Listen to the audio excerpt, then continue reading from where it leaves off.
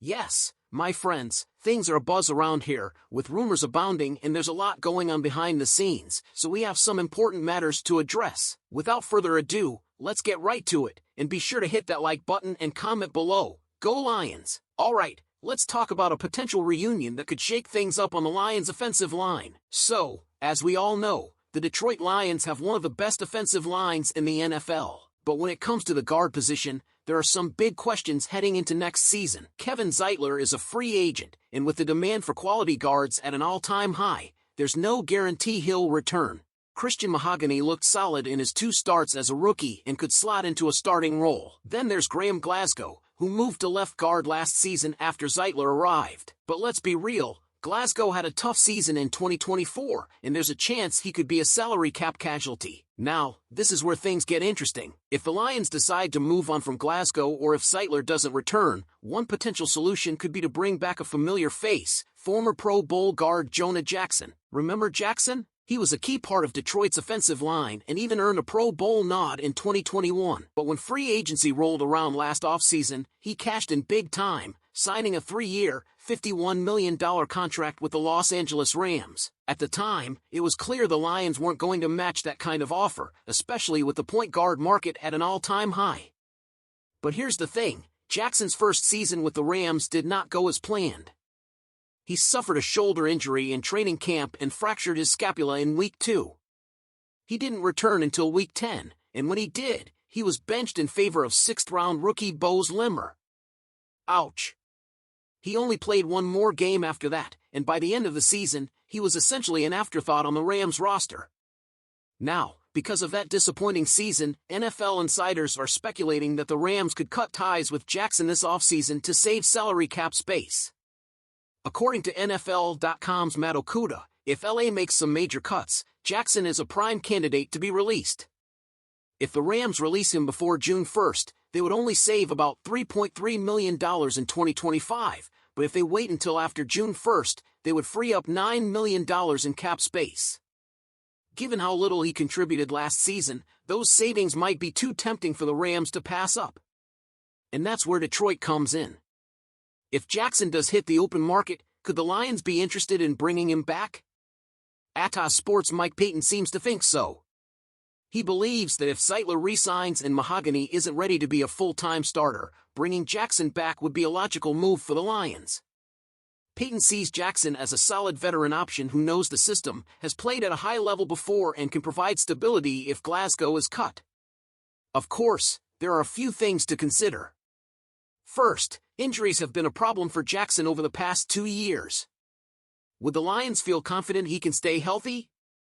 And second, what kind of contract would he be looking for? He definitely won't get another $51 million deal, but would he be willing to return to Detroit on a team-friendly deal? Ultimately, this is still just speculation. The Rams have not officially released Jackson, and we don't know what the Lions front office is thinking when it comes to their guard situation. But as we've learned in the NFL, never say never.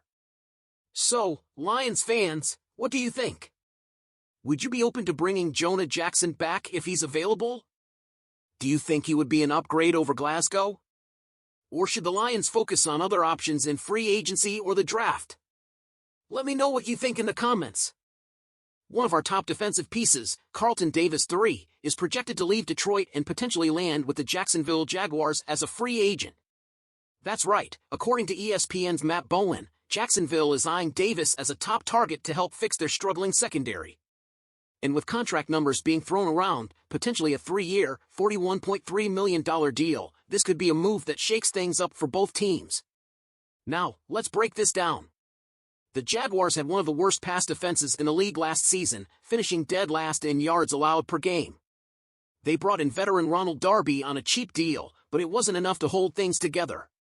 Injuries, inconsistency, and a lack of elite talent have left their secondary exposed week in and week out. That's where Davis comes in. Davis is a proven veteran with man and zone coverage skills, something Jacksonville desperately needs.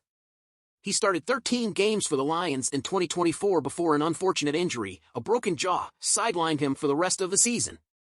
Despite that setback, he had an impressive campaign, allowing just a 55.3% completion percentage when targeted. Not to mention, his experience as a Super Bowl champion with Tampa Bay adds leadership and a winning mentality to any locker room. So what does this mean for the Lions? Well, let's not forget that Detroit gave up a third-round pick to acquire Davis from the Buccaneers. Typically, teams don't trade a day 2 draft pick for a one-year rental unless there are bigger plans involved. With the NFL salary cap increasing in 2025, Detroit could still find a way to keep Davis in the Motor City, especially if they value his production and veteran presence in the secondary. The real question is whether Detroit sees Davis as a long-term piece or if they're willing to let him walk. The Lions have some young talent in the secondary, and if they believe in the continued development of guys like Brian Branch and Jerry Jacobs, they may decide to spend their cap space elsewhere. But losing a guy like Davis wouldn't just be about talent, it would also mean losing a key veteran leader who could mentor the younger guys in the secondary. On the other hand, for Jacksonville, this move makes perfect sense. Pairing Davis with their young corners, Tyson Campbell and Jarrian Jones, could instantly elevate their defense. A solid veteran like Davis who knows how to play in big games could be just what they need to turn around their struggling secondary. Now, Lions fans, this is where I turn it over to you. If you were in Brad Holmes' shoes, would you re-sign Carlton Davis III to keep that veteran presence in the secondary? Or do you think the Lions should let him walk and focus on younger, cheaper options in the draft or free agency? Let us know your thoughts in the comments. Now, let's talk about a topic that's sure to get people talking in the comments. Are the Detroit Lions eyeing their quarterback of the future in the 2025 NFL Draft? Now, let's get one thing straight. Jared Goff isn't going anywhere. Dan Campbell, Brad Holmes, and key players have made it clear that Goff is still their guy. And after signing that massive extension last offseason, Goff is locked in for at least the next 2 to 3 seasons. But here's where things get interesting. Just because the Lions are committed to Goff for now doesn't mean they won't plan for the future. That's exactly what TWSN's Marissa Myers is predicting. She believes the Lions could target Ohio State quarterback Will Howard in the 2025 NFL Draft. Now, Howard isn't just any prospect. He's coming off a national championship winning season with the Buckeyes, throwing for 4,003 yards, 35 touchdowns, and just 10 interceptions while completing 72.8% of his passes. He also rushed for 328 yards and added 7 touchdowns on the ground. This is a dual-threat quarterback with serious NFL potential. Before transferring to Ohio State, Howard had a solid career at Kansas State, finishing his college career with nearly 10,000 passing yards, over 1,100 rushing yards, and 109 total touchdowns. This is a guy with experience, leadership, and a winning mentality, traits the Lions may be looking for in a future franchise quarterback. But let's not forget the wild card here, Hendon Hooker. The Lions already have a young, developing quarterback on the roster, but they didn't show much faith in him late last season when they signed Teddy Bridgewater to back up Goff. This begs the question, do the Lions believe Hooker is the future? If not, drafting Howard could make perfect sense.